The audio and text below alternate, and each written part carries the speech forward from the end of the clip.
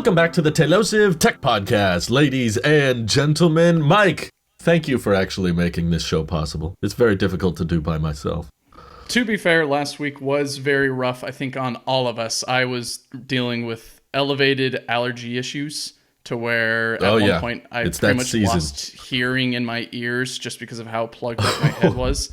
So even if our schedules were working together, in which they weren't last week, I was in no shape or form to even appear on camera. It was awful. I had ice packs on my head every single minute that I could have an ice pack. So, yeah, sorry, audience, but we're back. Thanks for bearing.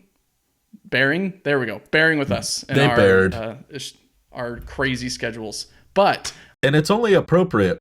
It was me and Randy last tech episode. So we went a full episode with no Mike. Now I need all Mike. I need to have an overdose on Mike thoughts now. So, oh gosh. I'm ready. To be fair, it wasn't the last podcast. I was in the middle of work while you guys were recording in the middle of the day. And yeah. I think did all the we scheduling. Find time for Evie? I don't know. Anyways, iPads, they exist, and in fact, they are somewhat surprisingly interesting, in my opinion. There was more to them since the last episode we did was kind of like right after the event, which is why it was right in the middle of the day, like you said. But now that it's been out and everybody's tried them, everybody's checked them out and posted review videos about them, all kind of saying the same stuff. Everyone's trying to be as creative as they can. And this is part of the reason I was like, you know what? I don't think I want to review it because everybody keeps coming back to the same, like, hardware good, software not good. It's like, what do we do? But I hate how much I love the little shadow with the Apple Pencil Pro. Have you seen this? Does it try to simulate a shadow of the pencil while you're using it? Not only the pencil, it simulates virtually a shadow of whatever tool you have selected. So if it's a pen, it looks like the shadow silhouette of a little pen tip. And if it's a brush, then it looks like a little brush as the hover gets closer to the screen. And I was just like, that's so dumb. Oh, God, I really want to try that now. I really want to see. I was like, why didn't Apple talk about that in the event? That's the kind of little detail that, like, sells me on it. I don't know. Sure. Well, it's not a deal maker, but some of those little details show that they care about what they're making and that they want to make it feel as immersive as possible. It kind of is a continuation of that that focus on blending reality with virtual reality, kind of like with what they do with the Vision Pro. They've brought it to the iPad, but just in a very minute way that you wouldn't think of. I'm actually more interested in the fact that you can squeeze, like you could do the whole aileron or barrel roll thing with the pencil. Yeah, it's technically that's handy. Barrel roll for aircraft is actually you're rotating around a center point that isn't on the aircraft. Right. So it technically is an aileron roll with the pencil, but whatever. It feels like a barrel, or it's like a barrel shape, so I'll give them the pass. But I like that a lot more. I really want to try that out. But the fact that there's 4 pencils now it feels a little silly. I agree. There's the Gen 1, in which I've got right here for those that are watching the podcast. I lost mine. I don't know what happened to it. I wish I had it. Sucks to be you, Drew. That you have to plug in the whole pencil into an iPad. Well, I guess you could plug like a cord into it, I think. I haven't tried. Well, you'd have to get the crazy, I think it came in the box, but they have a lightning to a lightning adapter. I lost to that. Get it to, I don't know where that is. It's not my desk. Everybody loses that. It's as good as Same gone. thing with the cap on the pencil. Right. Everybody loses it. But you got Gen 1 and then Gen 2, but those don't work on the new iPads. You've got Gen 2, but USB-C, and then Pro. Well, it's even less easy to understand than you're describing, because the one with USB-C doesn't have pressure sensitivity. Right. I mean, the whole entire, I think we included it maybe in last week's podcast. If not, there's a graph on Apple's website that details out what each pencil can and can't do. And it's I picture the classic Steve Jobs quadrant of 4 tiles, and you just have 4 pencil. It's very simple. You see, Lightning, Type C, old magnetic, new magnetic. But what's funny to me is that the Apple Pencil Pro and the Apple Pencil 2 are still the same price. They didn't, even though the Apple Pencil 2 is like 6 years old, they're like, no, it's still full price. It's so weird. But to be fair, I mean, they are giving that money, quote unquote, back to the customers in a way, banking on the fact that people will buy it anyways, and then never use it again, just like how I've been using my pencils never. But I have different use cases with my iPads now. I'm not actively drawing or doing any design, anything like that. I'm mainly just reading comics. And so when I'm reading comics, a simple finger and laying in bed is and my eyes, I guess, working, are the only things that I need to go on in that complicated, quote unquote, use case. So yeah, my use case has changed a lot too. I'm honestly surprised that the Mini didn't get any love in this event. I was very much, they went through Pro, Air, and I think the regular iPad as well. And they just reduced the price on the regular iPad. But yeah, they killed the iPad 9, which was like, thank you. Finally. But thank you for killing this device. Yeah, it had lightning, it had a home button. It was the most dated iPad that I can't believe that they were still selling that in 2024, but I guess at least some it's people now cheaper just on third-party markets now. So those that do want a home button and lightning or whatever else, because people still have cords or lightning cords. So sadly, yes. Sadly, I'm using it on my phone right now for this podcast. I know, and I'm sad by that. But still, I'm just saying that you're exactly right that the iPad 9, it's okay that it exists. It just shouldn't be bought new from Apple for $330 when it came out like 3 years ago, and you can find it now refurbished and used for probably, I don't know, $200. It's like, buy it through that. Don't pay $330 for a new iPad with a home button and light. If you're gonna go new, which is I think the healthiest lens to look at. If I was still, hardcore 2018 Drew Apple sheep, I would be advocating that it's annoying that the old pencil doesn't work with the new iPad, and you have to buy a whole new keyboard case and a whole new pencil to get it to work. It's got different magnets on it, so that's why. That's the only reason. I know. Why did they change it? I think we all know. But point being, we're looking at it as someone might walk into an Apple store and not have any iPads. If they never had any pre-existing accessories and they never owned an iPad before, you want them to get the best of the best, right? You want to have the best pencil with the best case with the best chip, and it's like, yeah, but how often is that happening? But that would be my angle. I would be approaching the argument to defend what Apple did, is just that it's like starting from scratch. They're like, we're just going to ignore all the previous gen iPads and previous gen pencils and just focus on if someone walked into our store today and wanted to buy a nice new iPad, here's the Pencil Pro, here's the new chip, here's the new webcam position. Sure. It's not a good argument, but that's all I could come up with. So you haven't found time to try it out in an Apple store yet? I legitimately had the time and then chose not to. No.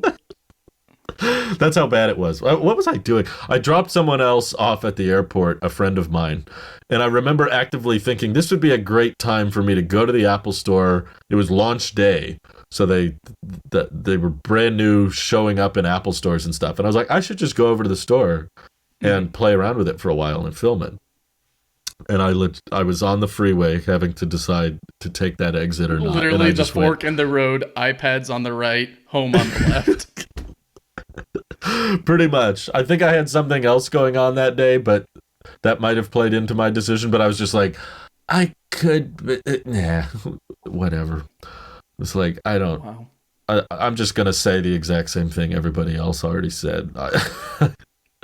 But if I had more free time that day, I definitely would have played with the pencil shadow thing. I think is the coolest. I would probably get bored of it after about 3 seconds, but I still really think that's a clever design. As far as the frontwards compatibility complaints people have, do you have Any thoughts on that? Like do you think they needed to change the magnets?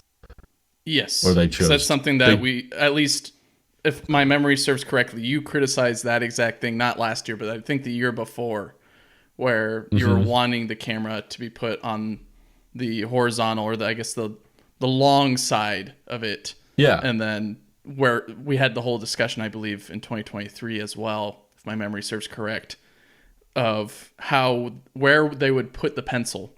And at least my thoughts were just keep it on. Well, now it needs to be on the side, but put on, I guess, the power button side. But then you have to move the power button, and it was just going to be too complicated. I think the way they implemented it was perfectly fine.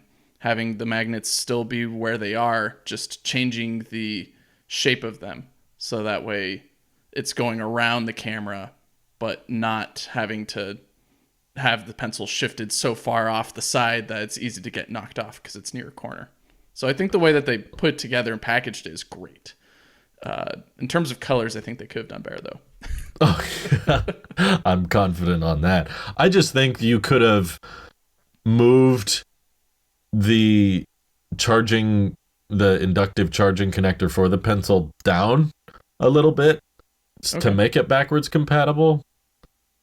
Is that not possible? I think it's fine as is, to be honest. I mean, it does sound ridiculous having 4 pencils. And thinking about it, yeah, it's too ridiculous. But if this is what it, Gen 10 or what generation is this for the iPad Air? Well, the Air's is on a whole different number. Okay, never mind. I guess Pro or whatever. For the Pro pencil, I guess. Anyways, I think there's still room to grow with this new focus on a horizontal screen rather than a vertical screen, even though that they're marketed with vertical orientation. I think we still have logo. That time in this transition to go from vertical to horizontal, because typically people are using these horizontally. If my guess is that pretty much. I rarely use mine vertically unless the content is vertical. Why move the webcam to the longer side if people were mostly using it in portrait, right? It wouldn't make sense. So I would say, yeah, it seems kind of silly right now, but this might just be the growing pains. And maybe this is where either they'll draw the line on this is the new design characteristic, or we can shift it over and it'll still work for the new pencils magnets, but then also still be compatible for old pencil magnets. Because it's just a line of magnets as far as I can tell. If you do a giant inductive magnet line, you will be able to capture one that has a space in it and one that does not. So I think it'll be okay in the long term. But for now, I think it works. It doesn't bother me as much as maybe you or others. Yeah, I could imagine being upset, especially someone who wanted to keep using the Apple Pencil too, because there's really nothing wrong with it, and they wanted to try the new features.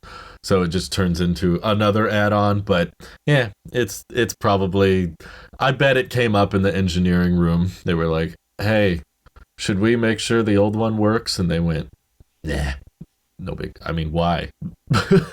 Should we put the extra time and effort to ensure it's backwards compatible, or is it faster and cheaper to just tweak the design with our new pencil that's coming out alongside it? And they probably were just like, well, doesn't make sense to prioritize something that would result in us making less money. Sure. That's probably where their mindset is, even if it's kind of anti-consumer and it upsets people. That's probably the hard numbers business decision they had to come to. It was just that would take extra time, extra work, and it would make sure that we don't make as much. So sure, probably just don't do it. Do you think we're in the end of days for the iPad mini, since it didn't really get any attention? Or is this something that we might see some updates in Dub or later in the year? God, I hope not. I really don't want it to. So many people love it. I don't want it to go the way of the mini 12 and 13 iPhones. Yeah, exactly. I love the form factor of the iPad mini. I've got it right in front of me right here. And it's great. It's perfect size. I don't need something massive. I just need something that's a little bit bigger than my phone. And with phones getting bigger and bigger, I don't want to carry what an iPad is in my pocket. I'd like, right. There is that delineation where I do need a little bit bigger screen, but I don't need it to be the size of a monitor. It just needs to be a tad bigger for a little bit more content. It's such a great form factor. I played with it a little bit last time I was at your place, and it was so like, this is what iPadOS is good for. Like, as a form factor, I believe that's where iPadOS shines best. Is just like, slightly different aspect ratio to allow for better split screen, and it's good for reading and than a phone, and very thin, super lightweight. I was just like, it's honestly kind of like just a giant iPhone in a way, and we like our phones. Do you think maybe the magnets were an issue for it in the manufacturing changes? That just wasn't worth it at the end of the day? I don't know if it's a magnet issue. I mean, if they could fit the Pencil 2 on there, I don't really see what's stopping them. I guess now I was about to ask you, I was like, what could they add to the iPad mini that would have made you like satisfied? Because earlier you were like, it's a shame they didn't give this much love. And I was like, all most of us probably wanted is a ProMotion display, which now that's still not on the iPad Air, I doubt they would bring it to the mini, which is even cheaper, which means it's probably wouldn't be a big display change. I guess all they could do really is add a new chip.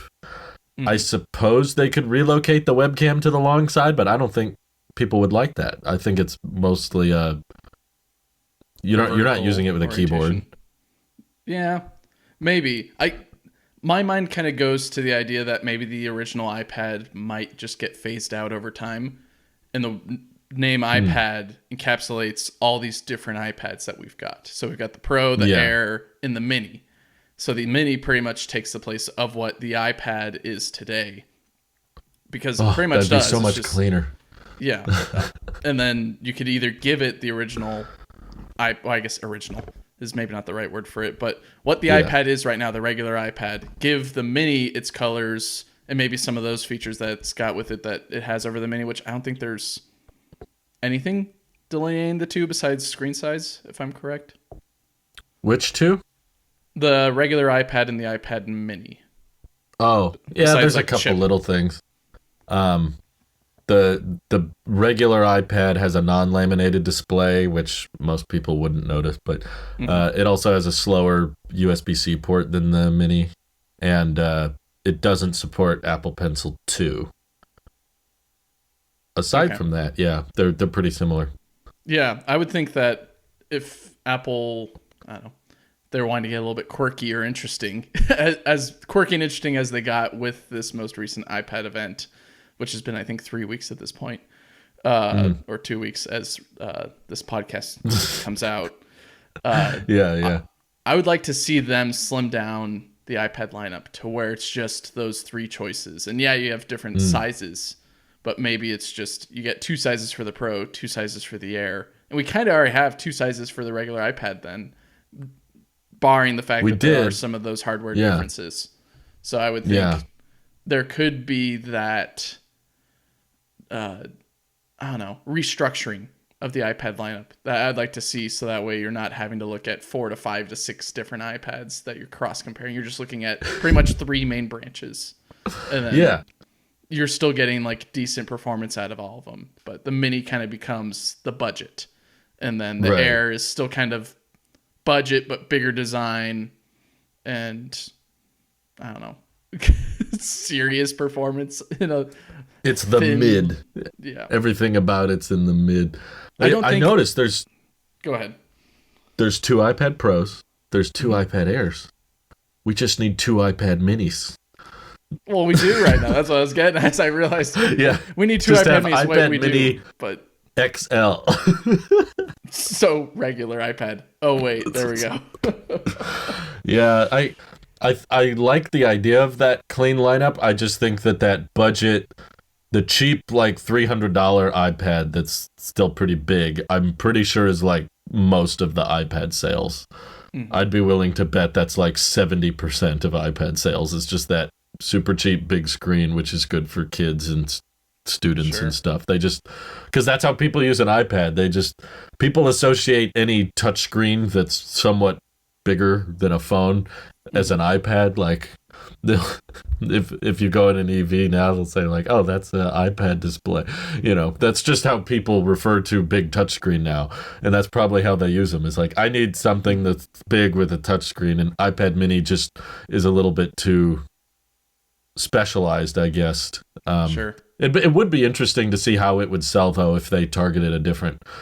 Maybe they leave it the same as it is now, but just make it like $350 or $300 in that price bracket. How would it sell compared to the larger iPad? I don't know. It'd be interesting. What if it goes the opposite direction? What if the Mini gets absorbed into the iPads category? So then, you just have iPad, and then you have the Mini version of the iPad. They don't call it the iPad Mini, but that's what it is. Right. Yeah, that'd be kind of interesting. I don't know. I'm wondering if a lot of people are buying that cheap $300 iPad 10 simply because it does still work with a keyboard case. Mm-hmm. And there's some people who really care about that, but I don't know. That's I think the biggest downside of the Mini, or at least business-wise, is that they can't upsell you on a keyboard case with it. They can only give you a folio case and a pencil. But I hope they update it and maybe give it Apple Pencil Pro support. Why not? Mini Pro. Break the magnets. The thing that we've been waiting for on the phones. Yeah. I'm trying to picture you doing all these barrel roll motions on this tiny screen. Mm-hmm. I think that's the one thing that I got out of the iPad event that I was really interested in. Otherwise, it all was just pretty animations that I was also looking forward to, and that was it. There was nothing else that I was really shopping for in there. But the Pro Pencil was very... Did we make predictions about it? Did you write those down? Randy predicted for the 11 Pro, the iPad Pro 11-inch, 1,200 starting price. I predicted 1,100 starting price, and you predicted 1,199. Okay, I'm glad we were all wrong about that. It was cheaper than we thought. Much cheaper. That's and good. Then Randy predicted at least, or at minimum, 45-minute event. I guessed around 90 minutes, and you guessed 20 to 30. I think it was 38, 42? It was 35, I think, if you subtract the animations at the beginning. So we were all a little wrong, but I was less wrong. I feel like it's right in between you and Randy, but all right. To speak on Randy's side. He said 45. He said right? At least 45 minutes. Well, it definitely wasn't at least. So if it was 35, 37, whatever. We can call it a stalemate between the two, but because Randy's not here, we could just say you won, Drew. He lost. He's not watching this. He'll text us if he does, but you were right. If he doesn't text us, we'll know. I don't think. No, I didn't have anything else written down as well, so it was just okay. This. Cool. Well, not bad. Well, no, we did awful. We didn't even get close to any of the numbers, but that's all right. Shows you how useful it is to listen to us, huh? Sure. On the topic of iPads, I don't know if you caught wind of what's currently happening with Spotify and their iPad, pretty much. Oh, dude. Spotify, I feel like, it's been catching flack lately a lot. They've been doing a lot of weird decisions, and I'm not. Can I complain about one in particular? Sure, and then we can get into... I know what you're about to... Yeah. I know the story you're going to get into, but the one that really annoyed me before that story dropped is, I'm still all in on YouTube Music because I love me some remixes and stuff that I can't find on Spotify. And my wife is still a hardcore Spotify user, and she's normally the DJ in the car. So she has been noticing more in the last couple weeks that her phone just starts announcing what playlist is playing before it starts playing with some AI DJ voice. And this is not a toggle that she turned on. This was not some option she went looking for. She straight up just wanted to continue listening to music as she normally did, but now we have to hear this AI voice every time go, playing daily mix, and then it starts playing. And it's really annoying. And we were like, why do you need to announce it? Just play the music. I'll know if it's wrong because I can hear the music. Mm-hmm. And she I was driving, so I haven't I haven't undug the settings and stuff. But over and over again, she was just like, "How do I turn that off?" And I was like, "Go to settings." And she was looking, and she couldn't find a way to turn it off. So there might be a way, but it's at least not very intuitive. And even if there is a way to turn it off, I'm annoyed that they turned it on by default. Sure, that's stupid. That should not be a feature that you just turn on everybody for. It's better to opt in than to opt out. Exactly. Yeah, I haven't found that issue yet with mine. For reference, I have premium connectivity in my car. That might be the difference. It's got Spotify, so I don't have to do the whole Bluetooth connectivity for music. It already does that with the phone for getting into the car. But otherwise, even when listening to music at work on my AirPods on Spotify, it doesn't do that either. So I don't know whether I just haven't gotten that update yet or something else. She's on an iPhone 10. Maybe, I don't know if that affects it in some way. They targeted iPhone 10 users specifically. Let's annoy the crap out of iPhone 10. Yeah. Could have been. Mean. Just targeting one demographic of users. Like, you know what? The OnePlus people, you're going to get this specific feature and you're not going to like it. But, you know, the Nothing phone people, they're going to be fine. iPhone users, we'll pick and choose which ones get featured. Then on top of that, we had this glitch where it kept playing "Give Me Everything" by Pitbull every time it connected to the car's Bluetooth. It didn't matter if she closed the app, played another song, it would just auto jump to that song every time she selected something, and it was really driving her nuts. And that was only when listening in the car, or was that also outside the car? I don't believe she listens to Spotify outside of in the car, so okay. That'd be my next test case. Repeatable, testing it to see if you can do it outside the car. Because if not, then maybe it's something with the car where the car just has to have a software reset by pressing down the two scroll wheels. Yeah, I don't think it's the car. I would guess it's something to do with the neural cores on the iPhone, which I know in the past have tried to analyze your behavior and try to they switch to certain settings. It did it on my phone back on my first car when it noticed that every time I connected to that Bluetooth device, I played a certain playlist or I set the volume to a certain amount. So every time I would connect it to the car, it would act a certain way. And I wonder if it's just the old dated neural cores on the iPhone 10 saying, "Oh, you listen to this playlist or this song every time we connect to this device, so I should play Give Me Everything every time it connects." It might be an iPhone 10 issue, but I'm going to blame Spotify because that's the topic you brought up.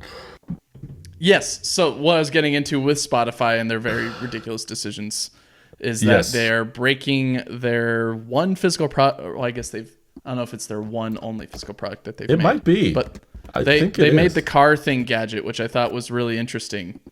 And I never tried it. Did you ever? I wanted to try it, but then I saw that the price tag was like, I think $80 to $100. And I thought, I don't think why would I need this in my car if already it's got Spotify built in? So it makes no sense. But it would be nice in the truck because the truck, we have to do the whole plugging in wired connection. It would be nice to have a Bluetooth connectivity thing going on with it. And my wife and I both use Spotify. We've got Spotify Duo. So I've got my account. She's got her account. We pay I think $12.99 or now it's I think $15.99 or whatever because it's gone up in the price. But they decided to kill their car thing gadget. It's quite literally called Car Thing. The Spotify Car Thing gadget. They decided to, or they're going to, I should say. I think. When was it? I think is it next year that at the end of this year, December 9th, they're going to be discontinuing the Car Thing. And their recommendation, instead of you can still use it, is there's another spider. Mike might have a problem on our hands. I have a bunch of spiders in here now. Apparently. We have to stop recording. There's now 2 spiders having fun on the wall. Anyways, so their recommendation was factory reset your device and then find some way to responsibly recycle it. Which is that's so dumb, hilarious to me. Of they're not advocating for, or not even advocating. They're not doing the bare minimum of just you can do whatever with it. They're saying you need to factory reset it and recycle it because we're not going to support this thing anymore. And it's probably going to become inoperable. Wow. Yeah, I didn't look super into it before we started recording, but I assume they had stopped selling it a while ago, right? Mm-hmm. I figured it didn't do all that well because for the reasons like you said, a lot of cars just have it built in anyway, and even for an old car, it's kind of pricey. But discontinuing it as in like not selling it anymore is one thing. I don't think anybody would be surprised by that, but it's another to just brick them all and then I guess there has to be what? Is there a cellular modem in it or something? Like, why can't they just leave it alone? I've heard that the hardware in there is not impressive. It's mainly, I think it's focused on that makes sense. Bluetooth connectivity, and that's pretty much it. It's like, but it's streaming music directly to itself, right? And then it connects to the car via Bluetooth. Yes. Yeah, I think so. I'd have to look into it more as well. But the fact that they are completely destroying the usability of this product, even though that they don't want to support it anymore, they're pretty much saying it's not even going to be usable, even if you try making it usable. And it's hard for people to try to figure out how to make it usable at the moment. Because that's the confusing thing to me. There's not an easy way to jailbreak it either. Right. It's slightly ridiculous to me or at least very irresponsible in a sustainable manner for making a product and then discontinuing it and telling everyone that bought it, whoops, you paid $80 or $90. That was your investment, and well, I guess it didn't pan out for you. Bummer. Right. Yeah, there's several different ways they could have handled it that would have been better. Like, for one, of course, if it doesn't sell that great or it's not that profitable, just don't keep selling it. But it should probably just continue working for those who have it. But I get that's what today's announcement is about, is they don't want it to continue working. But they probably should have had like a recycling program that refunds you, or at least partially. I'm not saying it has to be the full money back, but they could say like, again, the communication is kind of everything. So if they just expressed, it costs us money to keep this thing operating, so we're not going to support it anymore. But if you send it back to us, we will credit you half of what you paid. Or even bare minimum, we'll give you 2 or 3 months of Spotify Premium. Right. Oh, even better. Exactly. Then we'll throw in existing premium for free. Yeah, there you go. Because they could bank on the fact that maybe not too many people bought this thing. And so it's not going to be a big loss for them to give out 2 to 3 months of Spotify Premium to these users that gave them $90 or $80. Like, it may not come out even, but at least it's something that at least shows your appreciation to those that tried the product that you made. But instead, they're pretty much saying, nah, recycle it on your own. You're probably going to have to pay a recycling fee if you go to one of those places that are a little bit scummy. Or just throw it away irresponsibly. Gotcha. It's just ridiculous. It's insane. I agree. I wish, who knows, maybe they'll hear the backlash and hopefully change their minds. Yeah, we just need to make more noise. Pretty much. Suppose so. So, I wanted to surprise you with something, Drew. Really? Yes. Something very surprising, in which I just need to grab the right thing. So, I don't know what this is. Everyone knows my struggles with internet. Specifically, those know when I'm editing the podcast, because usually it comes a little bit later because the internet speeds are a little bit slower because I'm relying on Starlink. And before that, I was using Frontier internet, but it was cable internet. Oh. The speeds were like, they weren't amazing, or on Frontier, they're abysmal. And then on Starlink, they improved a lot more to where at first it was a little bit rough with us trying to make podcasts, and the connection wavered a little bit. Which speed test did you just send me?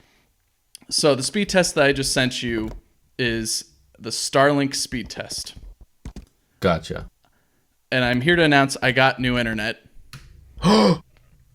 Specifically, It's fiber internet. What? Holy crap! Look at that upload. It's almost 1-to-1. They claim I get up to 1,000 megabits per second. Download and upload. That's just from the phone. That's not Ethernet. That's not even Ethernet. It's from the phone. I used, to be fair, I used Google's, I think, Oogla speed test, or I guess the built-in internet speed test that Google has when you just holy crap. test. Dude, and that's insane. Yes. That's way fast. I know it's not the fastest internet in the world, but for Mike in particular, I'm up in the hills, and I've gotten a few mail-in, because I used to be on Frontier. They send me ads sometimes, even though I've opted out. They still send me mail-in ads. And that was so slow too. It was like 5 megabits a second. That was the internet I met you with. It was super slow, super dumb, and then they discovered later that, actually we upgraded your internet speeds a while ago. We just didn't turn on the switch, so I was paying for lower speeds, which was so dumb. So with them keep on sending me ads saying, "Hey, we got fiber coming." At first, I was like, "No way, I'm not getting back with Frontier." But then I saw the price tag of I think it was about $45 a month for fiber. Yeah. I thought that's a little insane. Let's see if it's for real. So I called them and they 45. Said, actually, it's not in your area right now. It will be at some point, but to lock in this price, you need to pretty much sign up right now and you'll start paying this $45 a month. We'll give you a cable box and then we'll give you fiber later. That's creepy.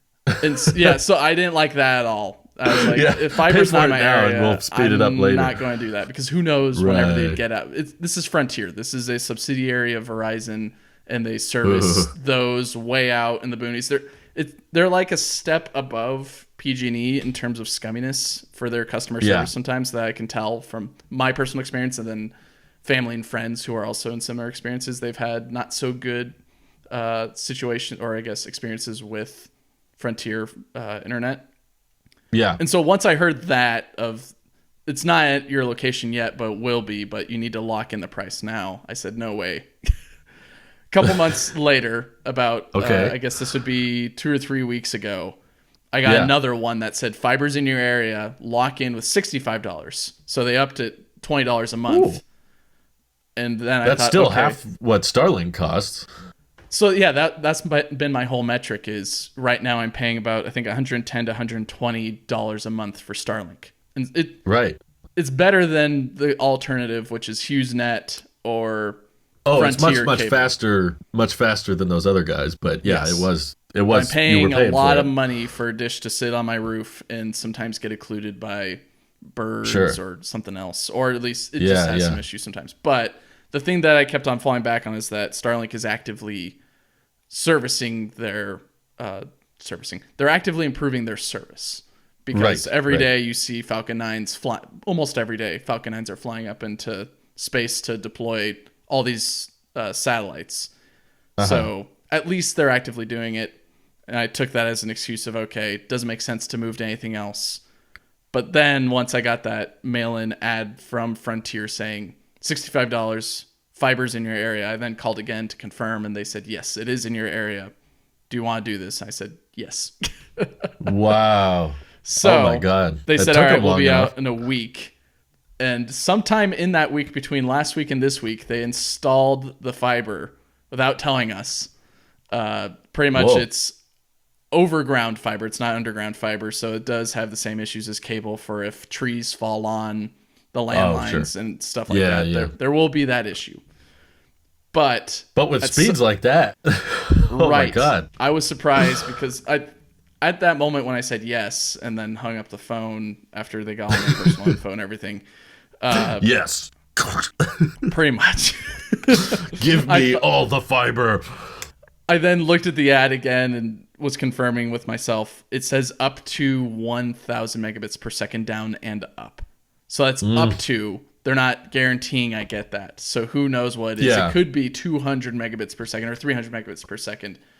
And if it's at least 300 megabits, I will come out at least somewhat happy, because that's, I think, the peak of what I get with Starlink. But that's peak. It's not The upload alone, to me, that's the thing. I didn't know what the upload download bias was, and the lady on the phone did not know either. So this was a whole fiber. It's usually symmetrical, I think. I didn't know that going in. So once they got hooked up, in which here it is right now. That's it. You might have to change the angle. You had it the whole time right there. It's sitting right here. It's a Amazon Eero whoa Wi-Fi box, and so I think it's only. I don't really see a. I don't think it's a. Oh, it is. It's a 6E. So sweet. Good. It's the new generation of Wi-Fi in the household, and it's got amazing. One plug on the back available for I think 2.3. 2.6. Why doesn't this happen to me? I'm so jealous. This has never been in my life where they're like, guess what? We have fiber. It's 30 times. To me, download is kind of meaningless after 100 megabits because it's like I just watch everything. But upload, especially if my line of work, affects everything. Right. So you were going from, with Starlink, averaging 10 megabits upload, maybe 20 if on a good day, maybe less if it's cloudy or something, and now going from like 10 to 20 to 500. Holy crap, that changes our workflow completely. Right. So now I'm really interested in seeing when we're done with this podcast, what the upload looks like to the Google Drives that we usually use, and how fast that will go. I might be able to match Randy's speeds in terms of uploading. I guess to peel the curtain back, Randy's usually got fast internet, so his uploads just go by like a snap. Like he'll say, all right, I'm uploading. Yeah. Oh, it's done. Where mine take about 30 minutes to an hour, maybe an hour and a half. And then in terms of uploading the podcast, it'll be a several hour venture where I could push all of my time. It'd be overnight sometimes. Oh, yeah. And especially when I first started out uploading, that it took almost a whole day for one podcast at one point because Starlink was just so turbulent that day. And so that was a big headache. But now, I guess the most recent time that I edited a podcast, it took about, I think, 5 to 6 hours to upload it, which isn't bad for like an hour and a half podcast. But especially on Starlink. But now I'm really interested in seeing next time I edit the podcasts what the speed is. But not just that, I want to try out gaming. I kind of want to see how good online gaming is now. I've still got Starlink on. True. So I kind of want to game on Starlink and then flip it over to Frontier Fiber and then try that out. I'd be so interested in that. Oh, that sounds cool. Right. And so I'm going to be putting Fiber will win, spoiler alert. I know that already by the numbers. If you can't get fiber, that will always beat satellite. It was just that wasn't an option to you until recently. So that was my hard stop. I'm not going to switch to any other cable because Starlink is already doing enough for me. And if there is an outage, because there's a lot of trees in my area, like either an outage in service or a tree falls on the lines, I don't have internet anymore.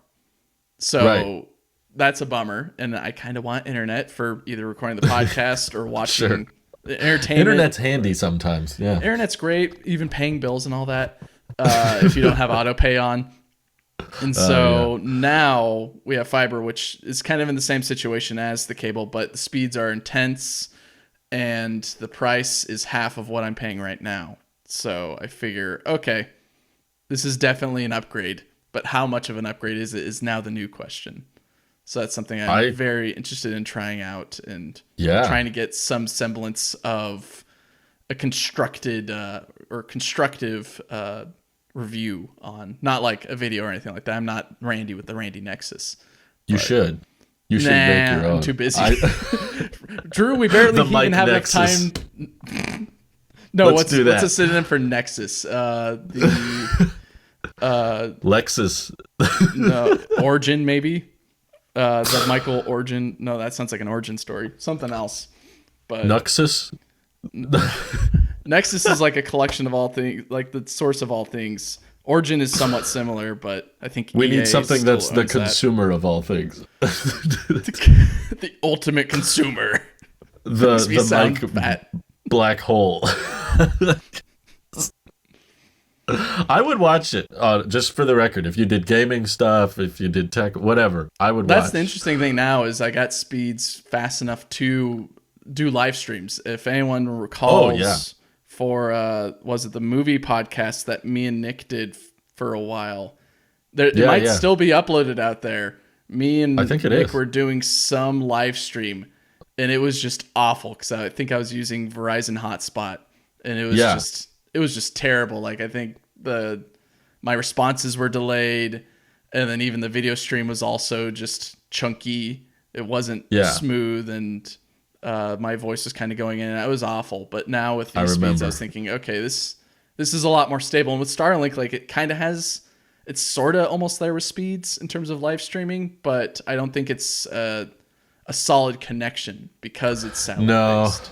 Because it's low Earth orbit, they're constantly switching, and you could tell whenever I live streamed on Starlink, it was abundantly clear when it was mid switch, which you don't notice when you're just uploading a large file, because it's kind of like having it's like having a vehicle that accelerates and stops.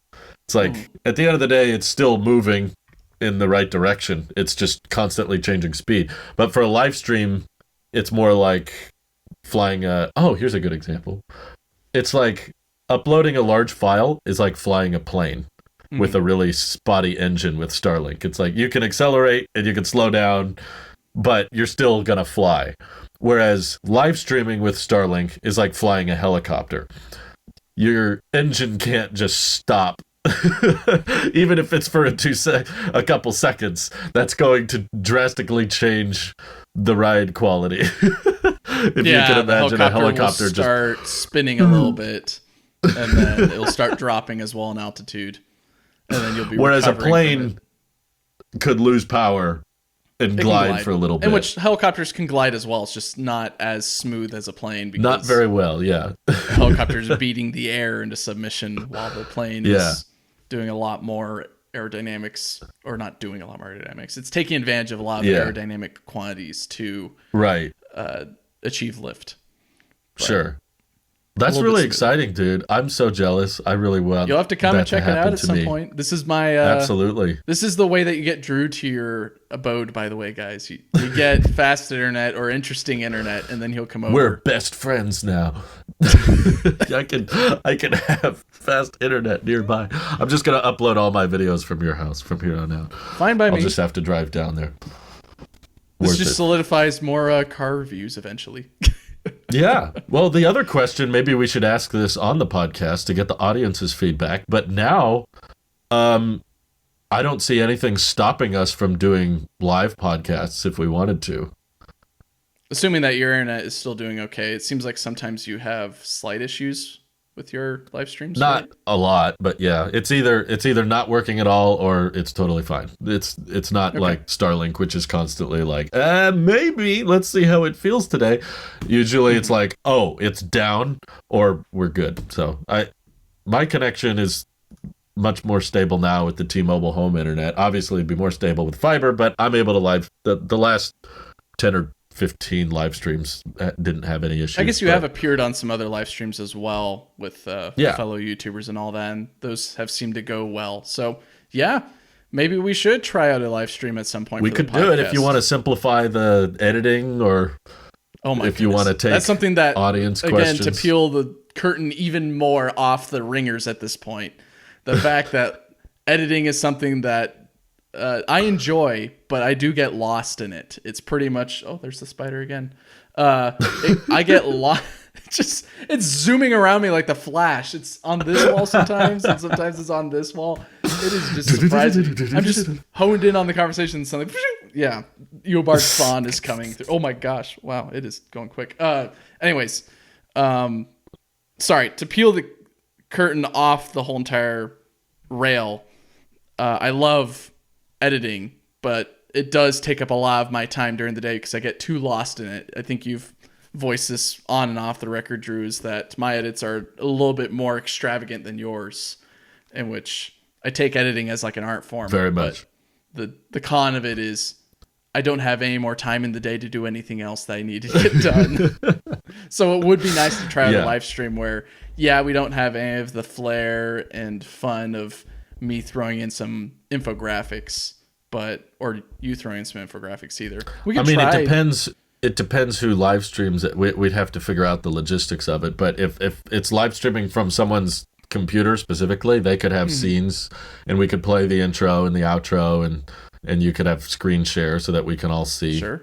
I guess mine, it might be we'd have to see what Randy's speeds are, and then compare those with mine and see who has the most megabits per second download and upload. You really want to beat him, don't you?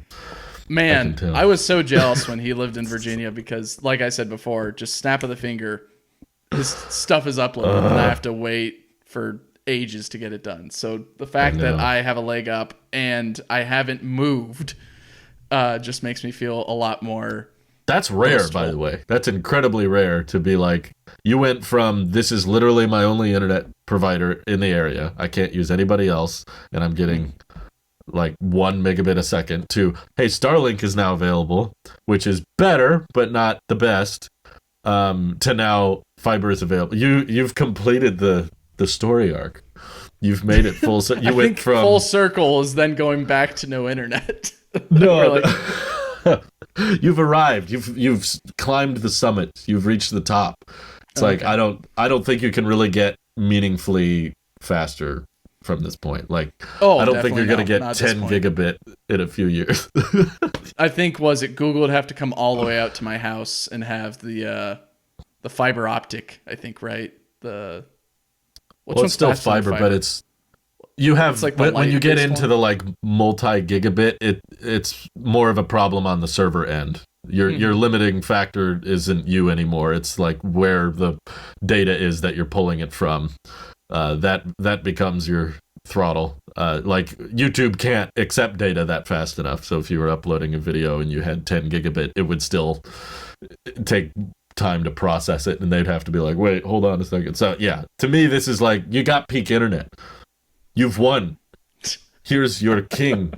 I mean, your crown. I'll put the nut button on my head. Oh, those speeds are so good. I'm jealous. Right. Dang. So that's something that I'm going to be enjoying. The last one.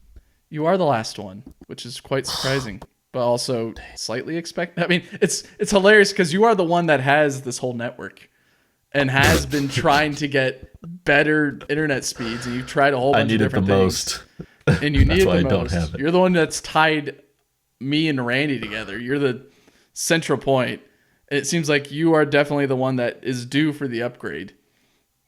It's just not happening. It's just maybe you just gotta move in. We're not too far, Drew. Just move into the house. I will have to seriously think about it because this is not a formal offer. Just for the record. I didn't catch that part. You're breaking up, but I am packing right now, so we'll see you tomorrow. Just keep. Man. Well, congratulations. That's the very best excited. Birthday gift you could have gotten. Right. So right now it's only reached, the only peak that I've seen is around like 600 or whatever. The app says 900. Only 600. I haven't seen 900 yet with the Google version of the speed test. But like, when would you notice the difference though, other than a speed test? I don't know. I got no clue. So that's what I'm trying to figure out, is how do I notice any differences? And to be fair, so here's the other thing. I disguised this as well in our group chat because I was saying a handyman was coming today. This was the handyman coming today. The internet. That was what it just got done. It literally got done, I think, 15 to 20 minutes before we hit record on this podcast. So this is very new. I haven't had any time to like understand it. The technician put it right here. I have not really moved it besides when I tried showing it to you guys on video. So I'm like Tobey Maguire. That was today. That was today, Carmine. They stole it from me, Carmine. They took it. That was today. Wow. That's amazing. It is very new hardware. It wasn't actually that hard. I'm glad it's 6E too. What's the provider's name again? Frontier. So they're... Oh, it's still... Okay. It's still Frontier. So I went from Frontier to Starlink, and I still have Starlink, but now I have Starlink and Frontier, but it's no longer Frontier cable. I've got Frontier fiber. in which I still have both cables connecting to the house, which is quite hilarious. I've got Frontier cable hooked in, but it's it's a lot of work to take those down. I still have Xfinity cable to my house. I thought about removing it because we were getting our roof worked on, and I was like, I should just pull this out. And they were like, no, you don't want it, but if you move, or when I move in with you next week, the person who moves in here might want Xfinity, so you don't know. Sure. So that's something I was thinking about as well. With with them coming, I was thinking, how do I, or at least if I ever sell the house, how do I spin this for anyone? Like, all right, so actually, when I came and moved in here, I don't know what internet was here before. They said it was really fast internet, but nothing was ever there. Right. Like, we have coaxial cables all around the house that are connected to nothing, and I think they were connected to a dish on the roof. So I think they had like dish TV and maybe dish internet or something like that, but hasn't shown up as a provider. Anyways. Yeah. But trying to figure out like a laundry list of history for internet and what is connected to the house for if we were selling our houses, how to spin that to those people would be an interesting story. At least for you as well. Just T-Mobile, Xfinity, Starlink. I kept thinking, like, if I had someone moving in here, I would highly recommend them just keep the T-Mobile home internet because it's cheaper and it's fine, and you don't have to fumble around with modems and wires and cable. Obviously, if there was fiber here, that would be the best. But the easiest solution, I think, is just a little box that connects to a 5G, just a 5G tower. Call it good. So something else that I didn't notice until now, because this was all mail-in ads that I was looking at. Frontier doesn't just offer one plan for fiber. They offer 2 other plans for fiber. So apparently it looks like I'm on the 1 gig plan, which makes sense. Because that's the numbers that I'm not seeing, but that they've been advertising 1,000 megabits down and up for 64 or whatever. I think after taxes, it's $67 a month. They also offer a 2 gig and a 5 gig plan for $99 and $130 a month. So I wonder if that's even possible with my fiber. If I don't know why I would want 2,000 or 5,000 megabits per second, but I assume there's no data caps, hopefully. So that's what I'm interested in, is if that is turned on for the fiber connection that I've got, or if whatever fiber cable that they used is limited to 1 gig. But okay, yeah, we'll have to figure that out. We'll look into. But do you have any closing thoughts before we wrap up? Not that I can think of. Besides, thank you for your patience, audience. We will. We're gonna try to avoid this in the future. I've got some ideas of how we can avoid it.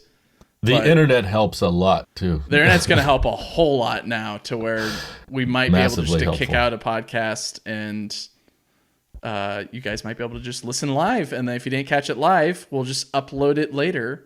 And right. You'll be able we'll just take the audio and reshare that.